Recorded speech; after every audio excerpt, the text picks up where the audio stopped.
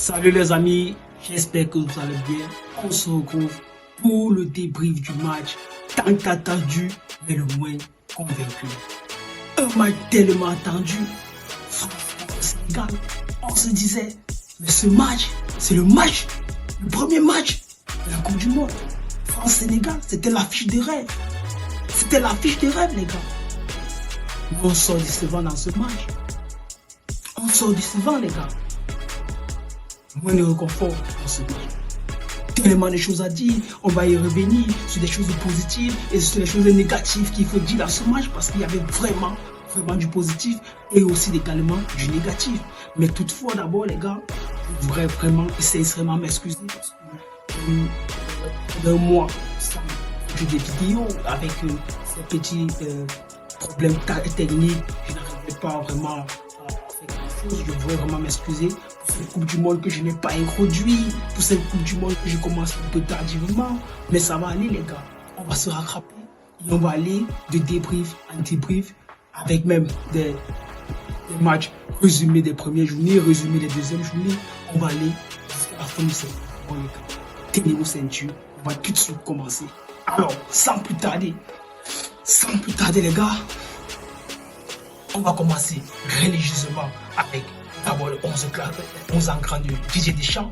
Le 11 ancrant, j'ai pas compris, ça ne m'étonne pas, mais j'ai pas compris pourquoi Cherki, lui, celui qui est la pièce maîtresse dans le milieu de terrain de cette France, de cette équipe française, n'arrive pas à être titulaire. Certes, tu dois faire jouer Dembélé, tu dois faire jouer Olise, tu dois faire jouer Mbappé. Mais les gars, Cherki, avec ce il montre ce qu'il montre sur sa saison à Manchester City, ce qu'il a montré sur ses matchs amicaux contre le Côte d'Ivoire. Mais les gars, Cherki pour moi mérite d'être dans ce 11 ancrant. Jean-Marc Maignan au goal, Koundé, Dayo Upamecano et William Saliba, pour moi c'est bien choisi parce que Konaté qui dans ses manquements ne dégageait pas une sérénité défensive. Et voilà, quand tu as Saliba qui revient entre jeu et venir s'imposer défensivement, pour moi c'est bien choisi. Avec Théo Hernandez, là encore, il n'y a pas de problème. Au milieu de terrain, Tchouaméni, la saison qu'il te fait au Real Madrid, c'est remarquable. Adrien Rabiot, c'est extraordinaire, c'est un choix sans contestation. Michael Olise, Ousmane Dembélé, Désiré Doué et Kylian Mbappé, tu mets Dembélé en 10. Pour moi, c'est plutôt Dembélé qui devait aller jouer au couloir et Olise qui devait venir en 10. Mais tu as mis Dembélé en 10. Mais dans le match, on a vu qu'Olise, c'est lui le 10. C'est lui le numéro 10 de cette équipe, les gars. C'est lui le numéro 10 de cette équipe. Et déjà d'entre-jeu, tu sais que Didier Deschamps est un peu cet entraîneur qui a une tête dure, un entraîneur que dès la sortie de la liste te dit j'ai mes 11 ancrants. J'ai mes 11 ancrants, ça veut dire malgré que certains joueurs se démarquent, il ne va pas les utiliser comme il le faut. Et voilà. On va aller et on va comprendre ce qui s'est passé dans ce match. Allons sur les 11 ancrants du Sénégal. On a Nicolas Jackson, Mané et Ismaël Sarr. Moi, c'est pas un très bon choix sur Ismaël Sarr déjà sur le côté parce que Ismaël Sarr, lui, il peut plutôt peser dans le milieu. Tu as Iliman Ndiaye que tu as laissé au banc. Ça devient compliqué. Tu as Iliman Ndiaye qui te fait une très bonne saison à Everton. Ça devient compliqué. Tu as choisi Idriss Gana Gueye, Lamine Camara, Pape Gueye au milieu de terrain. Moussa Niakhaté et Kalidou Koulibaly qui est réduit. Défensivement, il est réduit en termes d'intensité et tout. Tu as Diouf et tu as Krépin Diatta. Là encore, c'est pas discutable, les gars. Il doit mettre Diogo. Alors, dans ces 2-11, on sait très bien qu'il y a de la performance, il y a de la qualité, il y a aussi de l'expérience. Mais il faut regarder dans le jeu qui peut faire mal à qui. Et dès qu'on entre dans le jeu, on revoit très bien que Dembélé n'a pas pesé sur la défense sénégalaise. Il n'a pas été vraiment présent, il n'a pas répondu présent dans ses prises de risque. Il était flou. On a vu Dembélé flou. C'était pas possible, les gars. Et mine de rien, il est sorti à la 80e minute. 80e minute, Dembélé est en stade. C'était pas possible. C'est pas possible quand tu as les Ryan Cherki au banc. Quand tu as les Barcola au banc. Tu laisses Dembélé jusqu'à la 80e minute. On se demande pourquoi il n'est pas dans le match. C'est vrai, c'est un grand joueur et tout. C'est le Parisien, c'est lui qui a remporté la Champions League. Mais les gars, sur le match, quand tu ne prends pas présent, tu dois céder la place. Tu dois céder la place. Et le Sénégal, très bon match de la part du Sénégal, ils ont bien résisté à la première mi-temps.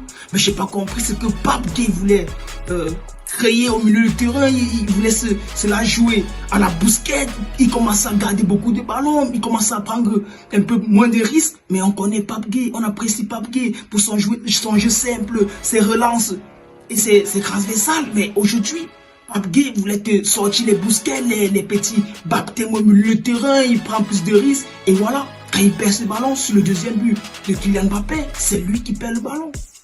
Et tu vois directement l'expérience de Rabiot contrôle orienté, il se lance dans le jeu, passe dans la zone, et voilà, Kylian Mbappé là, quand même, son début fini. C'est très facile comme ça.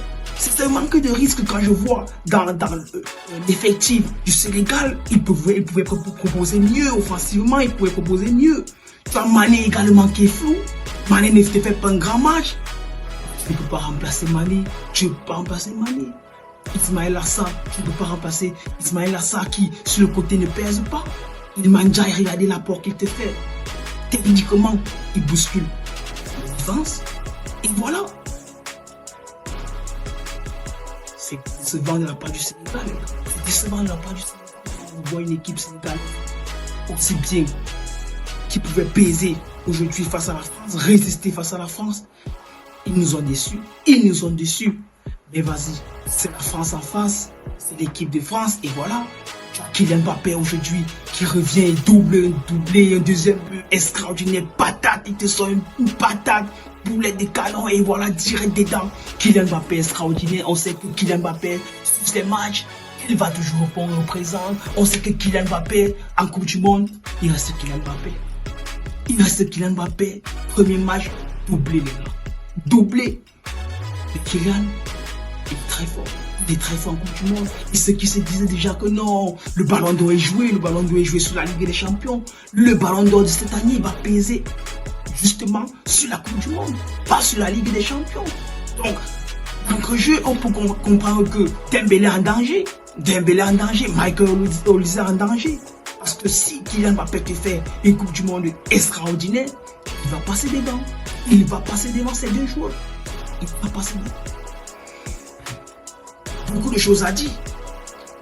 On s'attendait à un match extraordinaire, un match caboussant, mais on a vu un match qui manquait d'intensité, le rythme était plus dans le tempo, plus tactique.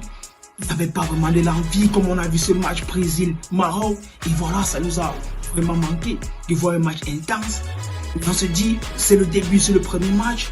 C'est un match à risque parce que ici, on savait très bien si le Sénégal se rate ou bien si la France se rate, ça va peser dans ce groupe parce qu'il faut juste deux équipes pour en sortir et peut-être un meilleur troisième. Et tu as un Sénégal aujourd'hui qui ne répond pas présent, le Sénégal qui ne fait pas la différence, qui prennent moins de risques. Dans la finition également, tu as un poteau de Nicolas Jackson, mais Nicolas Jackson ne te fait pas un mauvais match, juste que Nicolas Jackson, sur sa prise de risque et sur sa finition, il manque cette efficacité.